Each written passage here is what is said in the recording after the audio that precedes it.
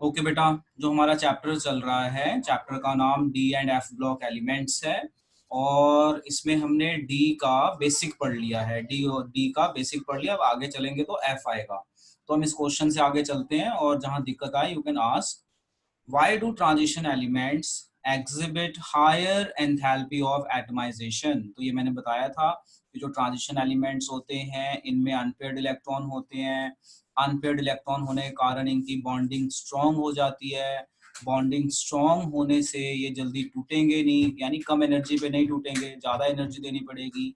Hence they have higher enthalpy of atomization. एक बार दोबारा बताता हूँ, आगे चलता हूँ। बिकॉज ट्रांजिशन एलिमेंट्स में अनपेयर्ड इलेक्ट्रॉन होते हैं, these unpaired, because of these unpaired electron they have strong interatomic bonding, bracket में you can write metallic bonding. As a result they have higher enthalpy of atomization. in simple words बोलें तो जो मैंने diagram बनाई है कि इनके atom में बहुत स्ट्रॉन्ग बॉन्डिंग हो जाती है बिकॉज ऑफ अनपेयर्ड इलेक्ट्रॉन। तो ये एक रीजन है। अगला question, in series scandium to zinc enthalpy of atomization of zinc is lowest। तो इसका भी मैंने आंसर देखो बहुत ही सिंपल तरीके से यहाँ लिखा हुआ है, फ्लो चार्ट की फॉर्म में लिखा हुआ है, थ्योरी बता रहा हूँ।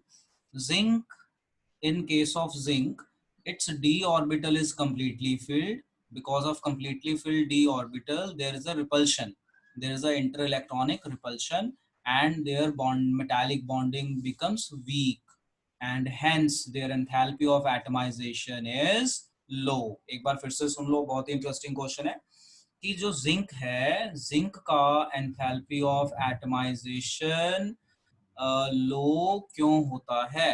Because in case of zinc d orbital is completely filled, and because of completely filled electrons repulsion is there and metallic bonding is weak, hence their enthalpy of atomization is low। so it is very important question। अब देखो, अब हमारा next question है ये। आप देखो जो हमारा डी ब्लॉक वाला चैप्टर है ना, डी ब्लॉक वाला चैप्टर में अगर आपको बेसिक्स पता है डी के तो आप आंसर दे पाएंगे, और थोड़ा सा एक दो जगह पॉइंट्स हैं जो आपने ध्यान में रखने हैं और बड़े आराम से आप आंसर कर पाएंगे। लो जी देखो, नेक्स्ट क्वेश्चन है हमारा ये, जस्ट ट्राई टू अंडरस्टैंड। यहाँ पे मैंने ऑक्सीडेशन दिखाई है टेबल में, तो ये टेबल एक तरह से दोबारा आ गया। इस टेबल को अगर हम देखें तो सबसे ज्यादा वेरिएबल ऑक्सीडेशन स्टेट जो है वो मैग्नीज की है, Mn की, और स्कैंडियम की एक ही है। तो सबसे कॉमन ऑक्सीडेशन स्टेट हम +3 को कहते हैं, और +3 को छोड़ दे तो +2 मिलेगी सबसे कॉमन ऑक्सीडेशन स्टेट। अब यहाँ पे दो क्वेश्चन बन सकते हैं कि यहाँ पे बना हुआ है, name the transition element which does not exhibit variable oxidation state. अब इसने ना ट्रांजिशन पूछा है, अगर ये पूछता डी का बताओ तो दो हो जाते, और अगर इसने पूछा सिर्फ ट्रांजिशन तो हम जिंक को ट्रांजिशन नहीं मानते because it's D is completely filled. तो इसका आंसर है स्कैंडियम। यहाँ पे एक क्वेश्चन और बन सकता है रिलेटेड टू मैग्नीज। ये क्वेश्चन ये होगा कि name element which shows maximum variable oxidation state. तो यहाँ पे आपका आंसर आएगा Mn, manganese. This is important, and ये हमने पीछे भी पढ़ते हुए किया हुआ है। अब आता है हमारे पास ये क्वेश्चन, और ये क्वेश्चन बहुत बहुत इंपॉर्टेंट क्वेश्चन है, आप इसे नोट भी कीजिए और समझिए भी। क्वेश्चन है कि क्रोमियम 2+ इज रिड्यूसिंग, यानी जो क्रोमियम 2+ होता है ना इसमें D4 होता है, और मैग्नीज 3+ इज ऑक्सीडाइजिंग, ये भी D4 होता है। When both have D4 configuration. बहुत इंपॉर्टेंट क्वेश्चन है, वेरी वेरी इंपॉर्टेंट क्वेश्चन। मैं यहाँ पे स्टार डाल देता हूँ, आप यहाँ पे 5 बार लिख लेना, वेरी इंपॉर्टेंट। अब देखो इस क्वेश्चन की क्या खासियत है। इस क्वेश्चन की खासियत है कि जो हमारा क्रोमियम है ना, क्रोमियम 2+, इसमें भी D4 इलेक्ट्रॉन होते हैं, और Mn3+ है इसके भी D4 होते हैं। बट जब इसको हम चेक करते हैं तो ये देखा गया है कि जो क्रोमियम है ये रिड्यूसिंग है, मतलब रिड्यूसिंग एजेंट एक्ट करता है, और Mn3+ ऑक्सीडाइजिंग करता है। अब ये बड़ा मतलब ऑब्जर्वेशन अलग है, दोनों के लास्ट इलेक्ट्रॉन सेम है डी में, बट इन दोनों की रिएक्टिविटी अलग है। ये बिल्कुल वैसा ही हो गया जैसे एक टीचर सभी बच्चों को सेम पढ़ा रहा है, बट जब पेपर चेक होता है तो रिजल्ट अलग अलग आ जाता है। समझ में आया ना? तो बिल्कुल ऐसा ही है। अब मैं इसको समझाता हूँ ऐसा क्यों होता है, जस्ट ट्राई टू अंडरस्टैंड। देखो, जो हमारा क्रोमियम 2+ है ना, तो क्रोमियम जो है ये एक्सेप्शनल कॉन्फ़िगरेशन को बिलोंग करता है, और Mn जो है मैग्नीज वो एक्सेप्शन तो नहीं है, उसकी नॉर्मल कॉन्फ़िगरेशन होती है। अब ये देखा गया है कि जो क्रोमियम है ना इसके में D4 इलेक्ट्रॉन होते हैं, तो ये एक इलेक्ट्रॉन लॉस करके क्रोमियम 3+ बनना चाहता है। तो अब ऐसा करने से क्या होता है, इसका T2G3 हो जाता है, मतलब हाफली फिल्ड। अगर 4 इलेक्ट्रॉन होंगे तो 1 2 3 और एक यहाँ पे आ जाएगा 4, बट ये एक इलेक्ट्रॉन लॉस करके T2G3 बना लेता है। ठीक है, अब T2G3 बनाने से ये हाफली फिल्ड हो गया और ऐसा देखा गया कि इस सिचुएशन में ये ज्यादा स्टेबल होता है। तो वैसे भी जो क्रोमियम है वो एक्सेप्शन में आता है, तो ये एक्सेप्शनल तरीके से बिहेवियर शो करता है, क्योंकि D4 है तो इसको 5 करना चाहिए गेन करके, तो ये गेन नहीं करता, एक और लॉस कर देता है और ये D3 बन जाता है। D3 बनने से ये T2G3 बन जाता है एंड T2G3 हाफली फिल्ड हो गया, सारा ही हाफली फिल्ड हो गया, so it is extra stable. But जो मैग्नीज है ये अपने आप को स्टेबल कैसे करता है, ये D4 होता है, ये गेन करके अपने आप को D5 बना लेता है। देखो वो एक लॉस करके हाफली फिल्ड होता है, ये एक गेन करके हाफली फिल्ड हो जाता है और ये भी स्टेबिलिटी है। तो ये आपने रीजन देखना है। तो रीजन क्या देना है पेपर में, जब पेपर में क्वेश्चन आए तो आप इस तरह से लिखिए, in chromium 2 plus is reducing because it loses one electron to make its T2G3 halfly filled, T2G orbital halfly filled, and halfly filled orbitals are extra stable. On the other hand, manganese 3 plus gain one electron to make its D5, which is again extra stable. Then why their behavior is different? Because they have different, जो हमारा chromium है वो exceptionally behave करता है, तो इसकी जो stability है वो थोड़ी एक्सेप्शनली चली गई। तो इतनी लंबी कहानी नहीं लिखेंगे, जो यहाँ पे है आप यही लिखेंगे। ठीक है, तो अब आप इसे नोट कीजिए and it is very very important question, very important. लो बेटा अब हम नेक्स्ट क्वेश्चन करते हैं, और नेक्स्ट क्वेश्चन देखिए क्या है हमारा, ये रहा हमारा नेक्स्ट क्वेश्चन। इस क्वेश्चन को एज सच लिख लो और इसे नोट कर लो। क्वेश्चन है E naught value of copper is positive, what is the possible reason for this. अगर मैं इस क्वेश्चन को सिंपल बना दूं ना, तो सिंपल क्वेश्चन ये बनेगा कि कॉपर लेस रिएक्टिव है, क्यों। समझना जरा ध्यान से, देखो इसी क्वेश्चन को डिफिकल्ट तरीके से कैसे पूछेंगे और इजी तरीके से कैसे पूछेंगे। अगर हम ऐसे पूछें E naught value in reduction form, तो हमने इलेक्ट्रोड पोटेंशियल पढ़ा हुआ है ऑलरेडी इलेक्ट्रोकेमिस्ट्री में, और हमने वहां पढ़ा हुआ है कि रिडक्शन फॉर्म में जो इलेक्ट्रोड पोटेंशियल है उसमें अगर नेगेटिव में आता है ना, मतलब लेसर आता है, तो वो एनोड होता है। एनोड मतलब जो इलेक्ट्रॉन लॉस करता है। तो अब क्वेश्चन देखो, electrode value of copper is positive, मतलब इसको मैं अगर सिंप्लीफाई करूं कि कॉपर लेस रिएक्टिव है, क्यों, तो इसका दो आंसर है, मैंने हिंट भी दिया हुआ है। Because of two reasons, number one, it has high enthalpy of atomization, मतलब इसके अनपेड इलेक्ट्रॉन होने के कारण एटमाइजेशन काफी हाई है, and has low hydration enthalpy, मतलब वाटर के साथ भी ये जल्दी जुड़ता नहीं है। तो अगर पेपर में क्वेश्चन आ जाए कि कॉपर लेस रिएक्टिव क्यों है, मतलब कॉपर की इलेक्ट्रोड पोटेंशियल वैल्यू पॉजिटिव क्यों है, तो इसका आंसर आएगा because of two reasons. Reason number one, high enthalpy of atomisation, reason number two, low hydration enthalpy. इसे बेटा नोट करके डन बोलिए and keep in mind, very important question, 1 mark. लो बेटा अब हम चल रहे हैं करने अपना नेक्स्ट क्वेश्चन। ये अभी हमने पढ़ लिया, और डी ब्लॉक ना ध्यान रखने वाला चीजों को समझने के बाद। देखो एक ये टेबल बनाया है, इस टेबल में हेडिंग है ऑक्साइड्स ऑफ 3D मेटल्स, मतलब कि मेटल है और उसके ऑक्सीजन फॉर्म है, जैसे scandium oxide, titanium oxide, vanadium oxide, chromium oxide, तो ये सारे उसके डिफरेंट फॉर्म्स दिखाए हैं। जैसे जिंक जो है जिंक ऑक्साइड की फॉर्म में बिहेव करता है, और कॉपर ऑक्साइड ये इस तरह से कॉपर 1 कॉपर 2 अलग अलग दिखाए, और उनकी मैक्सिमम ऑक्सीडेशन स्टेट दिखाई है। तो इनको याद रखने की जरूरत नहीं है, बस ये बताया ऐसा होता है। अब इसमें से क्वेश्चन देखो, पहला क्वेश्चन देखो, दूसरा क्वेश्चन हम देखते हैं। पहला क्वेश्चन समझाता हूँ, समझना, और पहला क्वेश्चन इंपॉर्टेंट है, मार्क कर लेना। इस क्वेश्चन का जब मैं आंसर समझाऊंगा ना, तो ये वाला आंसर जल्दी समझ में नहीं आता बच्चों को, तो ये मेरे कराने के बाद ना 3-4 बार करके देखना घर पे, फिर आएगा समझ में। देखो क्वेश्चन क्या है, क्वेश्चन है how would you account for increasing oxidising power in the series vanadium oxide, chromium oxide and manganese manganate कहते हैं इसको, पर मैग्नेट। ये डाइक्रोमेट है, ये वैनेडियम डाइऑक्साइड आयन। तो हमें कह रहा है क्वेश्चन में कि आपको एक सीरीज दी हुई है और इनको ऑक्सीडाइजिंग पावर के हिसाब से अरेंज किया हुआ है। तो कहता है इसको एक्सप्लेन करो, कहता है हाउ वुड यू अकाउंट, मतलब इसको कैसे एक्सप्लेन करोगे। तो देखो मैंने कैसे एक्सप्लेन किया, मैंने क्या किया, मैंने इन सबकी ऑक्सीडेशन नंबर निकाल ली, एक्स माना वी को, क्रोमियम को एक्स माना, एम को एक्स माना, इसकी ऑक्सीडेशन निकाली, ये आई +5, क्रोमियम की आ गई +6 और इसकी आ गई 7। अब क्वेश्चन पढ़ो, अब समझ में आ जाएगा। क्वेश्चन कहता है how would you account for increasing oxidising power. तो देखो यहाँ पे ऑक्सीडेशन नंबर 5, यहाँ पे 6, यहाँ पे 7, तो इंक्रीज तो हो रहा है। तो कहता है आप इसको कैसे अकाउंट करोगे इंक्रीजिंग ऑक्सीडाइजिंग पावर। तो आप इसको दो तरीके से बता सकते हो। पहला तो यहाँ पे नंबर ऑफ ऑक्सीजन देखो, जहाँ पे ऑक्सीजन कम है वहां पे पावर कम है, जहाँ पे ऑक्सीजन बढ़ गई पावर बढ़ गई, यहाँ पे बढ़ गई। तो आप यहाँ पे ना 1 एटम के हिसाब से देखो, यहाँ पे 1 एटम के हिसाब से 2 ऑक्सीजन है, यहाँ पे 1 एटम के हिसाब से 3.5 ऑक्सीजन है, यहाँ पे 1 एटम के हिसाब से 4 ऑक्सीजन है। तो जितनी ज्यादा ऑक्सीजन होगी साथ में, उतना इलेक्ट्रॉन ऑक्सीजन खींच रहा है अपनी तरफ, तो खींच रहा है तो ऑक्सीडेशन बढ़ गई।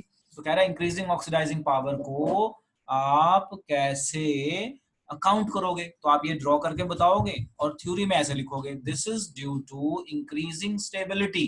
देखो ध्यान से, जैसे जैसे ऑक्सीडेशन नंबर बढ़ रहा है, स्टेबिलिटी बढ़ रही है टू लोअर स्पीशीज। जैसे ये +7 बन गया, तो +7 बनने का मतलब है कि जो इसका लोअर Mn है वो स्टेबल होगा। कि अब देखो फिर से, this is due to increasing stability of lower species to which they are reduced. जैसे ये +7 बना, तो जो बचेगा इसके पास ऑर्बिटल, वो फुली फिल्ड में जाएगा और वो स्टेबल फॉर्म में जाएगा। तो ये क्वेश्चन बहुत इंपॉर्टेंट होता है, इसमें कुछ घुमा फिरा के नहीं लिखना, सिर्फ ये लाइन रट लो, ये लाइन लिख देना, this is due to increasing stability. कि ज्यादा ऑक्सीडेशन स्टेट हो रही है, तो वो क्यों हो रही है, स्टेबिलिटी अटेन करने के लिए हो रही है। ऐसा ही होता है ना, अगर ऑक्सीडेशन स्टेट बढ़ रही है तो तभी बढ़ती है जब वो स्टेबल होने की कगार पे होता है, तो वो इस फॉर्मेट में ज्यादा स्टेबल होता है, बस यही मतलब है कहने का। This is due to increasing stability of lower species to which they are reduce, मतलब इतने इलेक्ट्रॉन देने के बाद वो स्टेबल हो जाता है। So just keep in mind, इसे नोट कर लीजिए, very very important, very important. अगला क्वेश्चन कह रहा है, how would you account for irregular variation of ionization enthalpy in first series of transition. तो अगर आप ट्रांजिशन की फर्स्ट सीरीज देखोगे तो D1 से शुरू होती है स्कैंडियम, फिर D5 D10 आता है। तो जो D5 और D10 होता है ना, ये एक्स्ट्रा स्टेबल होता है, और जो एक्स्ट्रा स्टेबल होते हैं उनकी आयनेशन एनर्जी ज्यादा होती है। तो अब क्वेश्चन देखो क्या है, क्वेश्चन है how would you account for irregular variation of ionization enthalpy in first series. तो हम बताएंगे in first series when we write electronic configuration we get D5 and D10 orbitals also, which are extra stable, and because of their extra stability their ionization energy is high, hence there is irregularity, hence there is irregularity। तो इस तरह से आप theory लिख सकते हो, मैंने इसको एक फ्लो चार्ट की फॉर्म में यहाँ पे लिख दिया। एक बार दोबारा समझो, क्वेश्चन क्या है, how would you account for irregular variation of ionization enthalpy in first series. तो हम इस तरह से लिखेंगे थ्योरी कि in series 1 when we write electronic configuration, we get D5 and D10 configuration as well. So D5 and D10 are extra stable, hence their ionization enthalpy is more. तो इसलिए irregular है। देखो क्या होता है, पहले आपकी ionization enthalpy कम होती है, फिर एकदम से बढ़ जाती है एक्स्ट्रा स्टेबल, फिर कम होती है, फिर बढ़ जाती है। तो irregular हो गया। irregular मतलब ना तो ये डिक्रीज ही हो रहा है प्रॉपर, ना इंक्रीज हो रहा है, डिक्रीज इंक्रीज डिक्रीज इंक्रीज ऐसे हो रहा है। तो इसको हम बोलेंगे irregular आयनाइजेशन एंथैल्पी। चलिए इसे लिख लीजिए और मुझे सुनाइए, बहुत इंपॉर्टेंट क्वेश्चन है क्वेश्चन। अब देखो यहाँ पे हमारे पास नेक्स्ट क्वेश्चन आता है, अब हम इस क्वेश्चन को समझते हैं। तो अब देखो मैं आपको बार बार बता रहा हूँ कि जो हमारा डी ब्लॉक का चैप्टर है ना, हम इसमें जो भी क्वेश्चन कर रहे हैं ना, ये सारा हमारा जनरल तरीके से हो जाएंगे सारे क्वेश्चन, मतलब कोई बहुत डिफिकल्टी लेवल वाले नहीं है, नॉर्मल करेंगे हो जाएंगे। अब देखो अब यहाँ पे इस क्वेश्चन को पढ़ते हैं और चीजों को थोड़ा ध्यान रखना है हमने।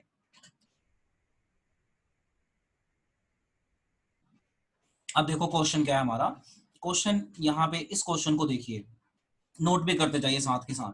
क्वेश्चन है for first row of transition metal, first row मतलब फर्स्ट सीरीज, वही स्कैंडियम वाली, ई नॉट वैल्यूज दी हुई हैं।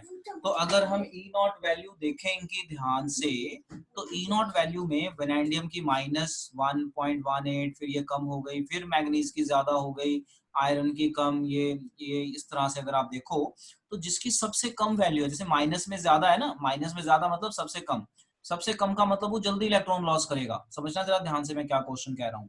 देखो कॉपर का पॉजिटिव है, यानी कॉपर इलेक्ट्रॉन लॉस नहीं करेगा, और माइनस में सबसे ज्यादा या तो Mn का है या वेनेडियम का है। तो पूरी सीरीज लिखी और इररेगुलरिटी बता दी, जैसे ये ज्यादा फिर कम, फिर ज्यादा, फिर कम, कम कम और कम, तो ये भी इररेगुलर आ रहा है। यानी इलेक्ट्रॉन लॉस के केस में देखें तो ये इररेगुलरिटी आ रही है। अब ये क्वेश्चन अभी ये इररेगुलरिटी क्यों आ रही है, तो एक रीजन तो हो सकता है D5 के कारण, है ना, और यहाँ पे 2+ की बात हो रही है। तो देखो अब इसका आंसर देखो क्या है, आंसर में कह रहा है कि E naught value are not regular, ये मतलब इसको कंपेयर करके, which can be explain from irregular variation of ionization enthalpy.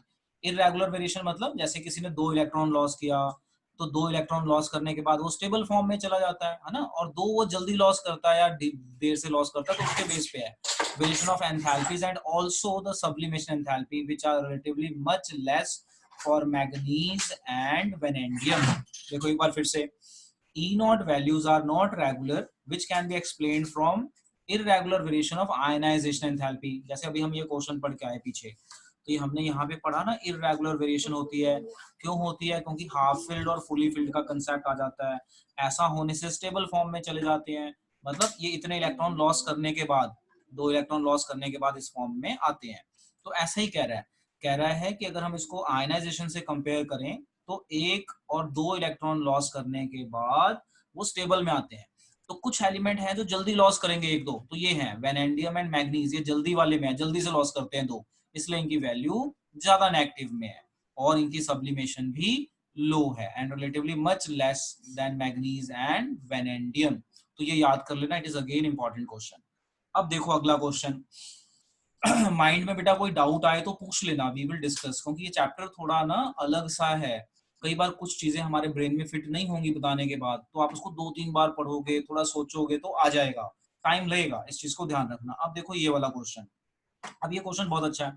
कह रहा है why E naught value of Mn couple much more positive, यानी मैग्नीज का पॉजिटिव है, ठीक है, then chromium and iron explain. अब समझो जरा ध्यान से, क्या क्वेश्चन क्या है।